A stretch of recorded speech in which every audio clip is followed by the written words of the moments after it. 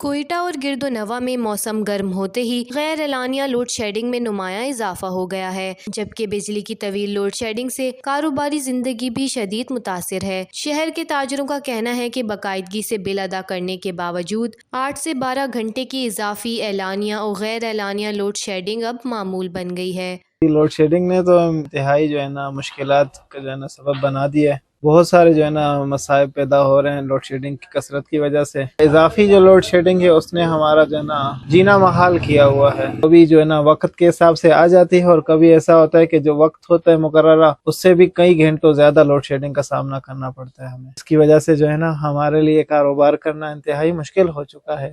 بجلی کے حوالے سے تو بالکل یہ مارکیٹ درپدر ہے، نہ ہونے کے برابر ہے۔ 100 دکان میں کم سے کم ابھی 40 دکانیں نے سارے شمسی کا پلانٹ لگایا ہوا ہے بجلی نہ ہونے کی وجہ سے۔ ہم لوگ بھی سے ہی پریشان ہیں، اور یہاں پہ نہ صفائی کا ترتیب ہے نہ بجلی کا، اور مجھ سے تو یہ اپیل ہے کہ ہم لوگ کو سیکورٹی دے وے، بجلی دے وے۔ انہوں نے مطالبہ کیا کہ حکومت بلوچستان کیسکو کو پابند کرے کہ وہ بجلی کی لوڈ شیڈنگ کو فوری ختم کریں تاکہ شہر میں کاروبار بہتر طریقے سے کیا جا سکے۔ ان کا کہنا تھا کہ اگر مطالبات نہ مانے گئے تو ہمیں مجبوراً احتجاج کا راستہ اپنانا ہوگا، جس کی تمام تر ذمہ داری کیسکو حکام پر عائد ہوگی۔ وش نیوز، کوئٹہ، بلوچستان۔